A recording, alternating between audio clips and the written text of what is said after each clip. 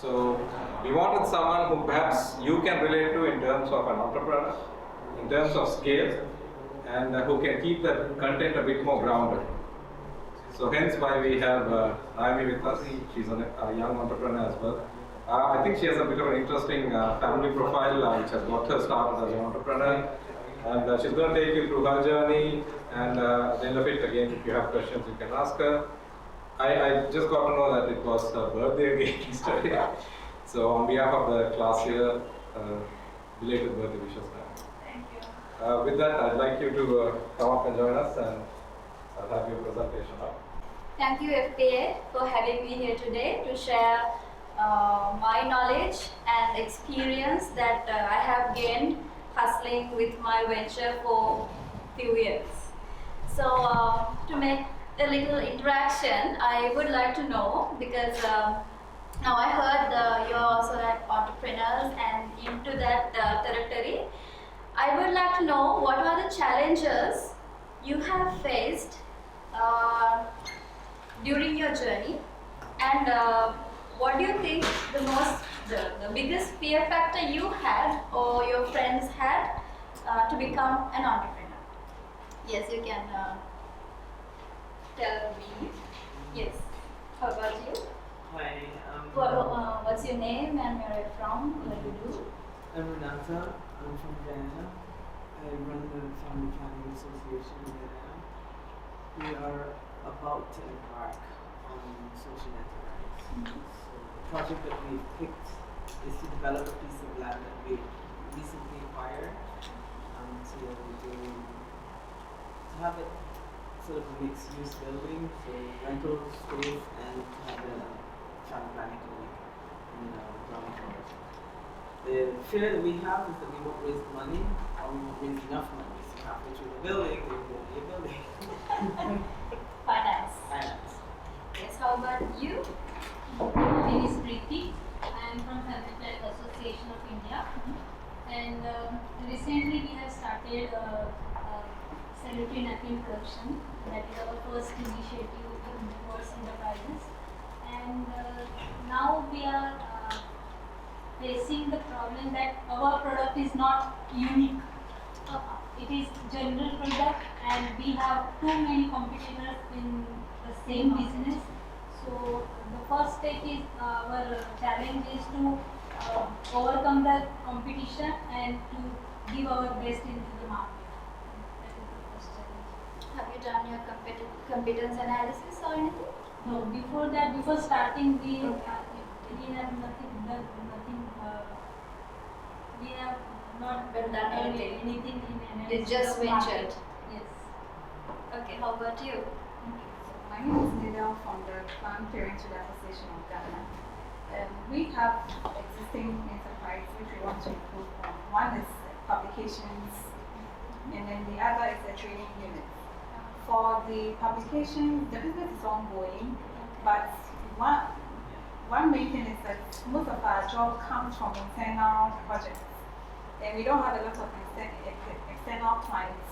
So the fear is that if we don't get projects in-house anymore, then our client base wouldn't be as much as we want to do. And then we also want to expand what we currently do. Currently we do printing and branding, a bit of hiring of our equipment that we have, but we want to expand it and get more equipment that will help us to build up our application fully. The other is a training unit which we will be training nurses and midwives for continuous professional development programs, so they can renew their licenses every year. It's registered, but we are yet to start rolling up. The challenge right now is my board, so the board of directors, trying to buy into the whole process. They bought into it, but to start it is now a problem for us. So we need to get them moving, then we can start with the new students. How about you?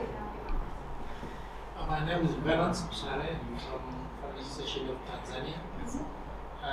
Our enterprise so far associates existing one.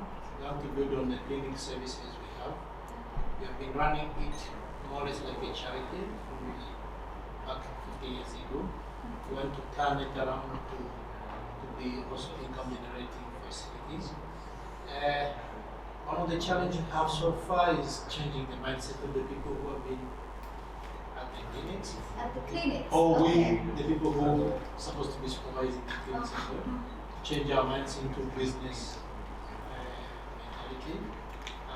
And again, one of the fear we have is whether what we are perceiving to be market or the products available for that market would really meet the expectation of the perceived market. Interesting. How about you? Yes. Same. Yes.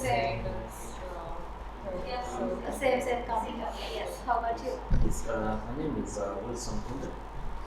I'm from Kenya. Yeah. Yes, I work for a member association called Family Health Options Fund. And we also have different social enterprise ventures. I think it's one of them. We have also sort of we have real estate where we do rentals. But for this case, which I'm here is just the one we recently introduced, the restaurant.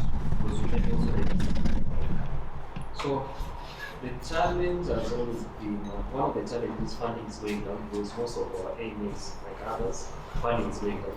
Funding is going So down. now you have to look for how you survive. So rental, as much as we're getting from the clinic, we are generating, but it's not, we're not getting adequate to support the whole operation of this. So you have to look for others.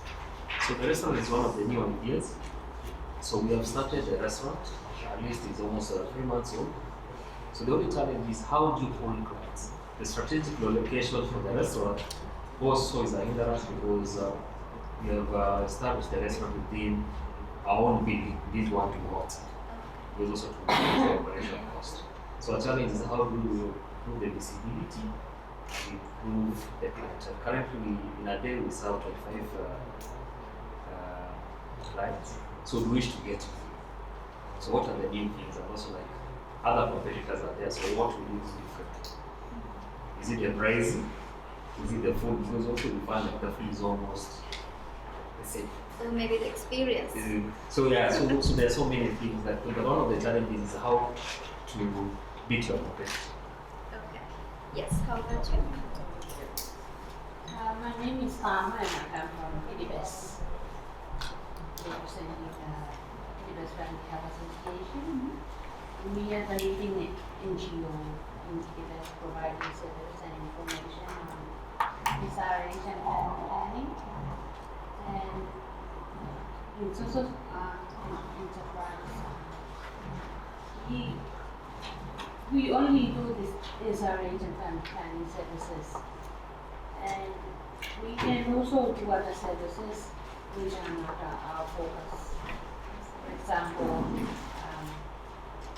we can have dental clinic in our clinic as well, or maternity clinic.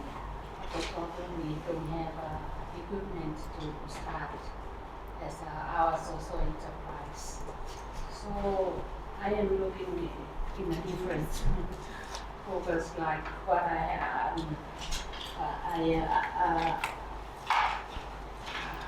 planning to have in the social enterprise.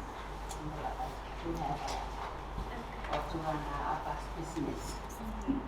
So yes, so similarly, like you said, you had financial issues and you didn't have a uniqueness for the company, and you were thinking you were lacking customers for the company. Yes, similarly, I also had the same issues a few days ago. So I would like to share one quotation. I think this might be very familiar for Indians. All birds find shelter during a rain, but eagle avoids rain by flying above the clouds. Anybody heard about it? Yes. So what does this mean? Actually, the problems, the occasions and situations are similar for everybody. Could be in Kenya or in Sri Lanka or in India, the problems are the same. But still, the difference is the approach, the attitude. That is what makes you unique among the others. So this is something I really always look into when I'm also struggling. When I want to do something new, I always look into this thing, how to do this. So eagles avoid rain by flying above the clouds where there is no rain. So that's the definitely approach that we need to have as an entrepreneurs. Because now the world is flat and the barriers have fallen. So anybody can play in the international marketplace, right? So that is where the importance of an entrepreneur coming into play. That is how by like competing in international marketplace, that is where the entrepreneur can help to develop the country and support the global economy. So I think after all, this like you have received my bio sheet.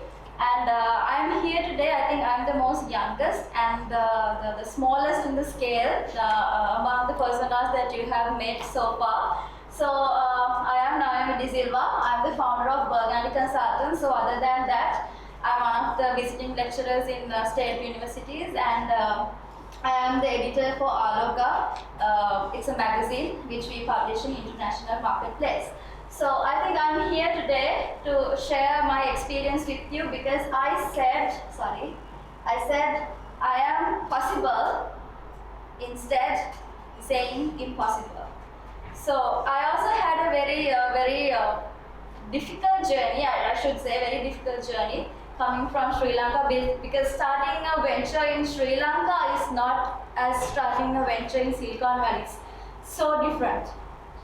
So I also had the same issues. So I have actually done a small sketch showing my life story and where I'm going to head in future as well.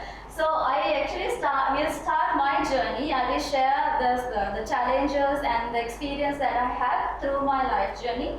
So I would like to start learning Y factor, because it's true that everybody cannot be an entrepreneur. Definitely you can't, because if everybody is going to be entrepreneurs, that's going to be a big issue. So you need entrepreneurs as well. But yes, taking a challenge and leaving everybody outside and being your own self is really difficult. So how I learned my Y factor is from my father, from my family background. Because if I tell you to be honest, I'm coming from a very middle class family, I should say, and member of 4, that is my father, my mother, my brother and myself.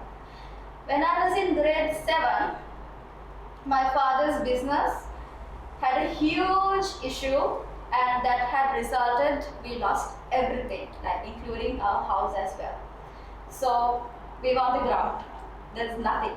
So then what happened was, I was in grade 7 as I told you, and my brother was in grade 12 where he was doing his advanced level examination to get qualified for the university. So we were kids. And then that is where my father found Y factor to come up with a venture and to run this family, to feed ourselves. To be honest, my mother, I was a kid, I never felt that we are poor. I never felt, because even if I asked something from my mom, I got it. But still, our house was very small, not like every day, not like every other day that I'm getting new clothes. Yes, it was a difficult journey. But what happened was, my father thought, because we lost everything, he needed to manufacture something, he needed to come up with something to live. So what he did was, he started manufacturing leather belts. Believe me, my father didn't know anything about making leather belts, because he was completely different, he was in completely different industry, and now leather belts is a completely different thing, because you need to know about the sizes, the measurements, design, the ergonomics, the body shapes, everything you need to know, right? And the sewing has to be really perfect. So then, also, we couldn't afford to buy those machineries as well. So what he did was, now only I understand the beauty of that story. My father went into exhibitions, trade shows, and went to meet different industry people and observed these little machines, and he built his own machines where all four of us can sit and work. That's the beauty of it. So, because we could afford to get employees to work on this, so it's only four of us who could do that. So he did like small miniature stuff and started doing it. So my mother was the finance manager, because my mom was really good at that. And my father was the designer, or he was heading the R&D section. He went outside and looked magazines and looked for new designs. And then my brother and I was doing the production, finishing, because my father was the person who did the sewing and all, because he was really perfect on that. So we did a lot of trial and errors. I was pissed sometimes. What, I have to do this every day after coming home from school? I have to sit and do this. And because my brother was doing advanced level, and that was a massive examination, always I got to court for these things. So it was always like three of us was doing that. And what my father believed was innovations and on-time delivery and the quality are the three things that helped him to remain in the market without getting distracted. I think that is exactly the same things I'm also practicing right now if I think very deeply. Innovations, on-time delivery, and the quality. Because that beauty of that sewing was really different. But I actually got to know about this product, the value of these products, after we lost our father in 2010. Because the customers, I think even the foreigners came looking for the products. People came looking for these products, asking where's his products, where aren't you doing it? They came and asked us.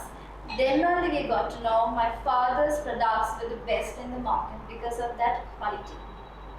Unfortunately, I cannot run that business, so I am into my stream.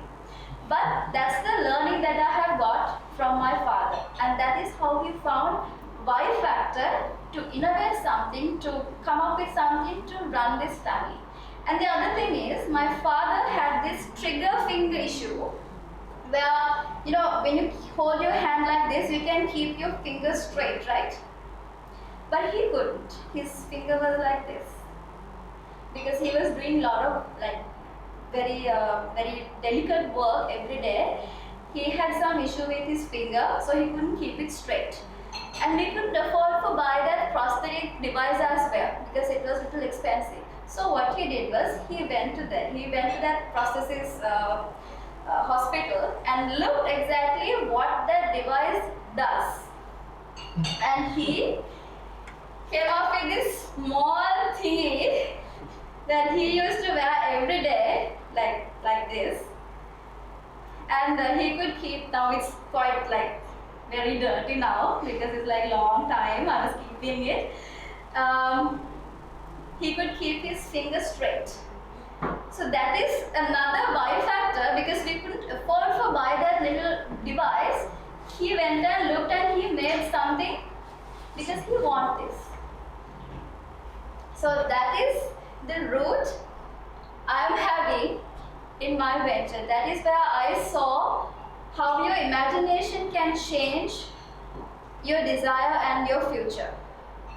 So, coming back to my story, I actually found my Y factor through my experience. That's a different thing. So what happened was, I'm coming from Gautami Balika Vidyalaya, it's a local school, and I had to do biology because my parents were desperately wanted me to become a doctor. Because I don't know about your countries, in mine, there's a huge different in the treatment for the jobs. So because my brother is quite a brainy person, and definitely, and he was an electrical engineer, so everybody thought if your brother is an engineer, sister should be a doctor. It has to be. Which I was a little scared because, oh my god, I'm not that brainy. So that was my feeling. I don't want to do biology. I'm bad at physics. I can't do that, I was thinking. But somehow I did that. That's a different thing. So my parents want me to do biology because of that. And then what happened was, unfortunately or fortunately, I could draw. So I got selected for the University of Moratuwa, Faculty of Architecture, Department of Design. And I went there. So the discrimination was still there because my brother from Faculty of Engineering and I'm from Faculty of Design. So my parents will never introduce me for anybody because I'm from Faculty of Design, and that is very inferior for them. So what happened was, somehow I managed to get myself into the good ranks, and my brother was a person who always convinced my parents, no, look here, doing a design is very difficult because you need to connect with the emotions of the target audience. So for example, the restaurant, you need to connect with your target audience, right? You need to find a unique way. You can do it in many ways, but you need to find your exact way. So doing that and convincing a judge panel and getting marks and coming to top level is difficult. So my brother managed to convince my parents, so they loved it later. So in like others, we don't have examinations, like written examinations in the university. We always have to do, like we have to find a problem in society, and what we have to do is we need to find a solution and present it in a creative way to solve it. So that was our examination, I should tell. We call it critic examination. Crit, we call it crit. So while doing my examination in third year, the judge was a person called Nishanka, and he was by then he was the creative director of Capital Maharaja, and he offered me a scholarship to go and do my internship in idiom design in India. That lady who ran that company was amazing, and I think that's the exposure I'm still having in my company as well. Because the projects that they have done, the approaches they have used to talk to a client, and the project management, the planning, coming up with creative ideas, coming up with big ideas, how to connect with people with the ideas, the approach was really different. So then I came here, I did my finals, and then there was no, we lost our father by then, and it was only me, my brother, and my mother. But okay, I've done my degree. Now there's no way of getting a job. So I didn't wait till the government offered me a job. So what I did was I made a nice CV and put all the designs into a small video, because I'm not there when people are watching that. Small video clip, and then went to every company in Colombo that I like to work and distributed my CV to everybody. Because I didn't have any contacts with anybody in the industry, because none of my cousins, my parents, anybody from this creative industry, nobody. So after 3 months, that was again interesting. I was called for an interview, but not because I'm an art-based person. I'm an art director in profession. They never called for art directors, they never give opportunities for new art directors, new designers. But they always call for this one thing called copywriters. They gave opportunities for copywriters. Copywriters mean the people who do creative writing. By then, I have done like 1 or 2 articles for few magazines. So what I did was, I applied for that, and I put my entire portfolio together and went for the interview, and I said, look here, I want to be art director badly. And I'm really happy I got the job. So that was my initiate in the first job in Sri Lanka.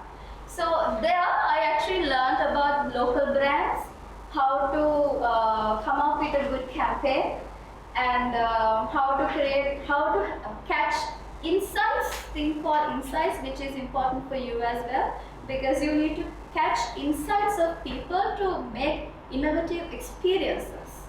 I learned that from that company. And then I got another offer from a company called Ogilvy. I don't know whether you have heard of it. It's an international chain.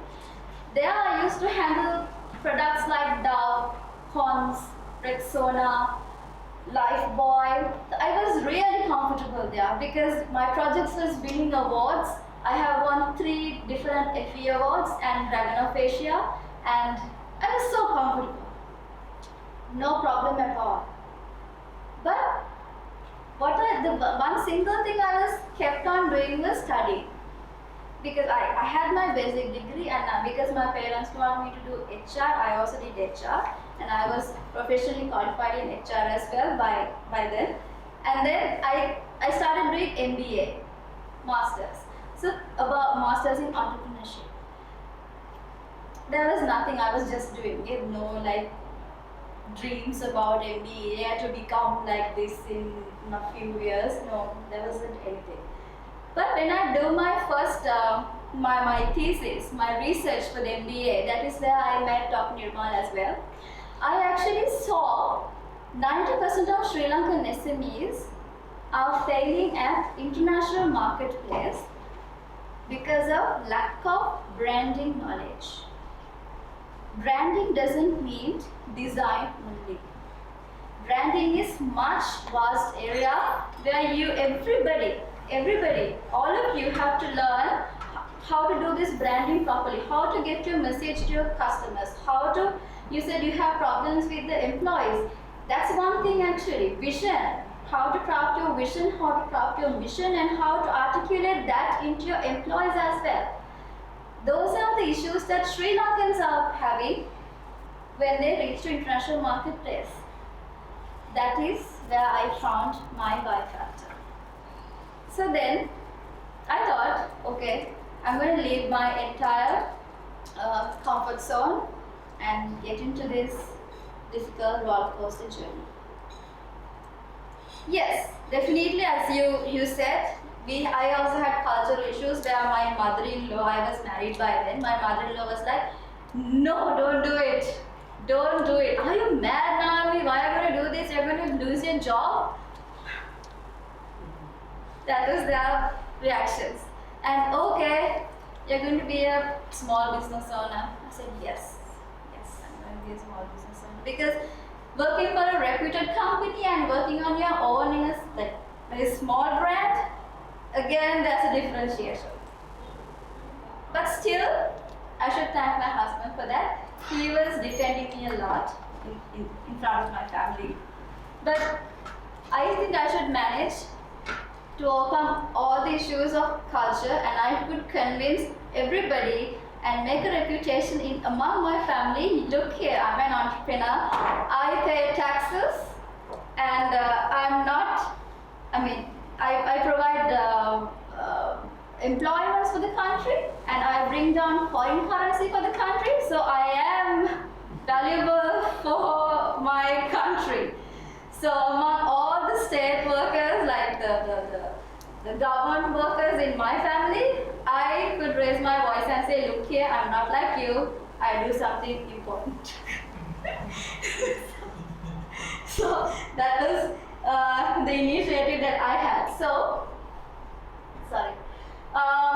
As you said, I also had this issue with finding finance because I was running my company at a small room at my house, my husband's house, and none of my clients knew that I didn't own an office space because having an office space and having staff and classy car and everything were the parameters for them to give a job. Because that they feel, okay, she's doing good, so we need to give. No, look here, my work is quality. That's why I don't have office space. So I didn't want to tell that. So what I did was strategically, I scheduled all my meetings on 2 days in a week, and I was in Colombo, in my city, meeting clients in different places. And then other 3 days, I was working at home and delivering the work. So no issue, right? Nobody need to know that I don't have an office space or a car. Who cares? So, but I think every business should have a different change. So I was functioning in a very smaller way, and I was a design agency. I did flyers and I did logos and leaflets. that was my journey. So there was nothing uniqueness, as you said. No uniqueness. There are hundreds of companies who do the same thing, right? Why me? So then, okay. The Burgundy Consultants is my company. Sorry, I couldn't mention. Burgundy is my company. So there was this one thing that I found out. I started focusing. What is my uniqueness? What is my unique? Okay, I need to take Sri Lankan stories in international market. I need to do that, but what should I do for that? I need some elevation. It's not even your business idea. It's the person who could change that, because none of my Burgundy, my company couldn't do that, but it was me who did that. So I always say you need to polish yourself and you should be confident to raise your voice even in a thing that you can't do, because this book, that was my first book that I have ever done. Nobody knew that, but that was one of the biggest project talk of the town in Sri Lanka. So that's the person. So that was my journey right for there. So then I found my team. So everybody used to tell me, Nayomi, you need to hire like well-known industry leaders for your company. Then everybody will get the attention. So how can I get such people? Oh, of course, I have small investment, but still, how can I get these leaders on board to my company? Because I can't afford them, because I need to do marketing and get all the projects and pay them, because I'm not getting paid by them. So I didn't do that. What I did was I looked for capable, young, talented people who look for elevate their personalities, who could do much more things than that leaders in the industry. So I hired those people. So I very specifically looked, but of course I should say not everybody was really honest, because some of them had given me a huge pain. And maybe because I'm a female and the guys thought, okay, I can mess around with her. So yeah, not everybody was honest. So when the journey goes on, those people dropped out from the journey. So I'm happy. And then the other thing is this year, April, June, July, May, June, July, August was really difficult for us, because I don't know whether you might heard, there was a little instability of the country because of certain issues in the country. So my business was really doing very bad. So actually, to be honest, so the people who helped me with my research, when I'm doing my research, because I kept a good relationship with everybody, they helped me. They actually brought me leads a lot. The relationships, having good relationships with people and having good network is very helpful. So that they have actually given me a lot of leads when my business wasn't doing good. And then the other thing is, I actually looked what else, if Sri Lankan market is not functioning well, so it's not functioning well, right? So then I have to look what else I can do.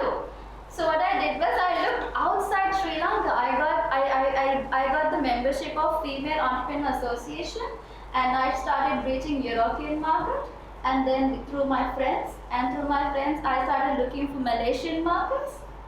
And yes, that was difficult. It's a risk that I took, but we went there. We see what else we can do there. So of course, I don't say it's 100% successful, but still it's like 80-70% successful, because we found different projects, opportunities that we can hold on. So when my country is not being successful, if my market is not doing well, it's no point of being there and trying to do something there, because it's not going to work. So that's one of the initiatives that I did.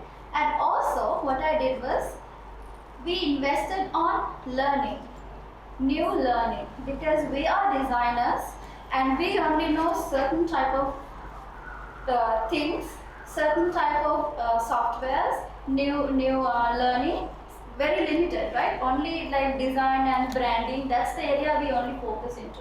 So in that during that era, we looked into different technologies like artificial intelligence and blockchain and data analytics and so many different technologies that booming in the world.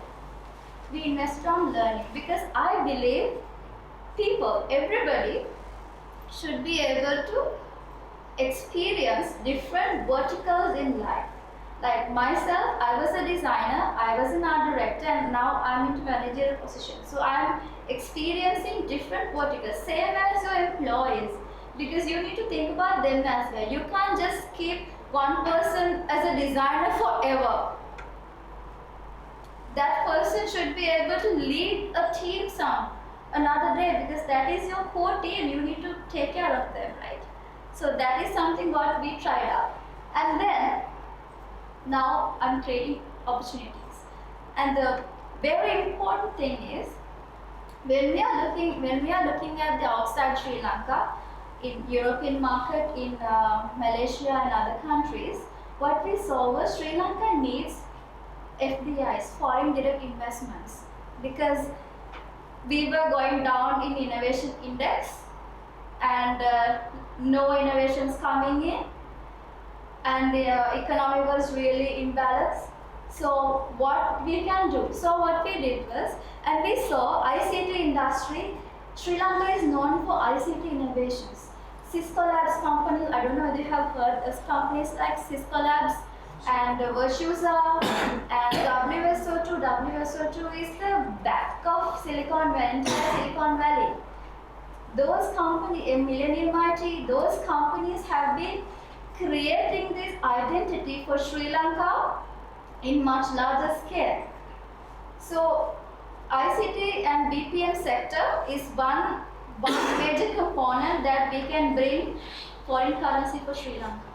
So focusing that, we propose a strategy, and I'm really happy to say Burgundy Consultants today initiating the national export strategy for ICT and BPM sector in Sri Lanka to position Sri Lanka as the island of ingenuity, creating brands for our innovators and creating name for our innovators in global marketplace.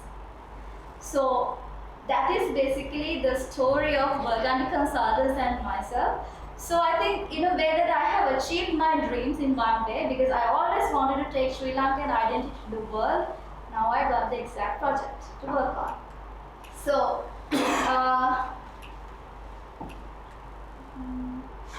I should take you through a few slides about Burgundy. So Could I just ask you one question? yes. Why Burgundy? Okay, we were looking for different names. To be honest, I spent 2 months looking for a proper name for the company. That was utter waste. But then my first client, Rahal Jayawardene, from one of the directors at Millennium IT, he gave me a job to do a logo. That was my very first logo for a client. And he asked me to put Burgundy as his logo color. So because this person is so important for me, and he was so good, like very good person, I thought I'm gonna call my company Burgundy. And in the logo also, that is, I don't know if you can see, that is my brother and me in the star. This is myself and that's my brother, because we were the co-founders by then, and I thought, okay, I'm going to leave that because I'm a designer. I kept on designing the logo every single day because I can do that. So then I stopped from here, and that is my handwriting. That's the logo. Burgundy is like a shade of maroon. Yeah, it's a shade of maroon. Thanks. So I should say Burgundy is an award-winning brand consultancy and design agency with big firm credentials for business growth. So Dr. Nirmal was one of my clients, very good clients who helped me very much. And these are the 3 steps that I follow in my company: build, execute, and transfer. So in terms of build, I do research, local and international, and registration and brand development, like brand audits for the competitors and internal, and execute in terms of this brand discovery. What is your mission, vision, values, benefits, everything, and we formulate the brand strategy and the brand design, how your brand gonna look like, and the activation, how the brand is gonna take to the field, onto the ground, and then transfer the process follow-ups and continuous consultation. And these are the industries and categories that we've been serving so far: technology to education to government to e-commerce, hospitality, construction, financial, tourism, and FMCG. So we have covered most of the industries. We have the expertise of doing this. And this is our venture in Malaysia, one of our employees. And this is what my staff has given me yesterday, because they are so impressed because of the new projects that they have got and the new verticals that Gone Express. They portrayed me in this way. So this is the last piece of advice, not advice, but inspirational thing I want to share with you. For a star to be born, there's one thing that must happen. The gaseous nebula must collapse. So collapse, crumble, and think that's not your destruction. That is your birth. So that's the piece of inspiration I would like to share. You can ask any question you have.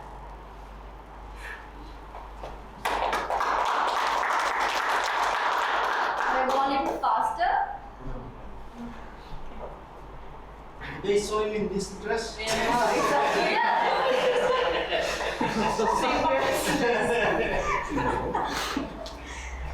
that lucky dress?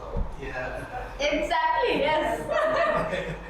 Well, this type of things I used to wear this. So, yes. I did this project, but I know that you have done it. Which one? The Malasekar book. The book. Pradeep was my classmate, the grandson of Malasekar. Prashant. Pradeep Malasekar. Now he's in Japan. Uh, He's Pradeep Malasekar, so he's in Prashant, he's in Australia, but there can be few other Malasekars as well. So I did this project, but I never knew that you had done. That was my lucky project.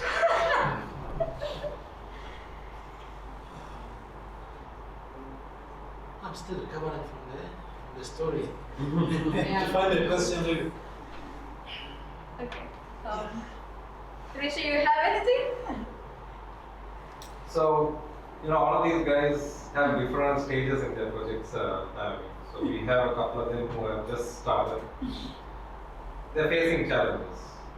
They have just set up, they're not sure how to market it.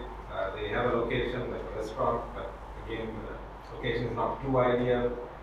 We have a person with the printing press.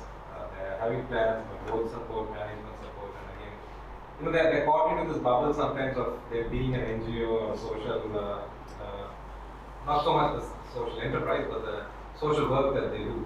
And I think what's stopping them is that they don't see themselves as this ruthless enterprise person. And the social part is already new. Okay, so what we are trying to get them to develop is the enterprise. So what would be your advice for people of that category as well as those who are still budding with an idea? One thing that I have done, even with Dr. Nirmal as well, when I'm changing my strategy after my thesis, I showed it to Dr. Nirmal as well. One thing that I shared was I learned this tool called Business Canva, and I followed that. It's okay. You don't need to.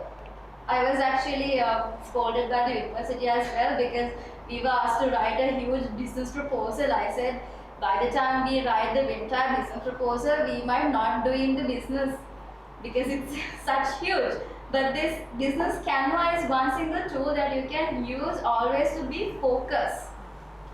Narrow down what exactly you need to do, because it asks what is your uniqueness which is you need to find out what is your uniqueness. If you are doing printing press, still find out what is that single different piece that you can change. Like for example, even I am also a designer, I can also say I am also something similar, I do something similar to you, but I changed my category looking into exports.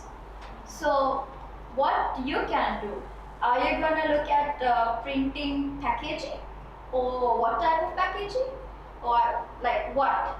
If you don't have that technology, go and learn, because there are so many exhibitions and like you can generate a lot of knowledge by looking at what printing technology can bring down. If you, I don't know, that is something what you can actually look at. Change the sector, and then yeah, being focused, being narrowed down, being like finding the challenges that what you're going to solve. Like the problem for me, people facing problems when they are reaching for international market. That was my problem to be solved. So that is something you need to find out. It is easy when you do that business Canva thing. It's very easy. And then you need to see what are the channels you can focus into. Is it the Facebook? Is it the Instagram? Is it the PR? What? And then what is the unique experience you need to share? Then there is a particular thing. Okay, I'm focusing only into people who do exports. Then for them, what's the experience? What is the experience that I'm going to give? What? So then I am actually changing my territory among the other competitors. So that helped me to be focused a lot. And also I was really concerned about finance as well, which I was a little bad, where my husband came into play and helped me out. Managing finance is very important, because even though you get a lot of investments from an investor, you can't just spend as you want, because it's gonna end one day, right? So always need to find like retainers and how to save that investment. It's something that always you need to think. So that is something always I thought, because otherwise it's going to be a huge mess, because I can't go again ask for an investment. Can't, because they never give like that. If you prove yourself, of course they'll give, but you can't do that. So always have like plan A, plan B, plan C, and how to find business, how to find retaining businesses, changing the sector, changing the target audiences. That is something what I have done, and I have seen people are doing. And one thing is, if your market is not doing well, find other markets as well. That's called, if you're losing, if you're failing, fail fast, because it's not gonna help you.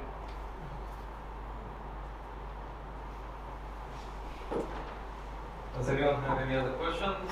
Anything you'd like to share? Or Well, you're a brand consultant. Yes. What's the most important thing about branding from your perspective? Uh, Or mine? Being memorable is my main concern, I guess. Yes. Like, yes, being memorable. Because as Jeff Bezos says, branding is what people talk about you when you're not in the room. So if I'm creating a brand, just think that is what I'm exactly doing.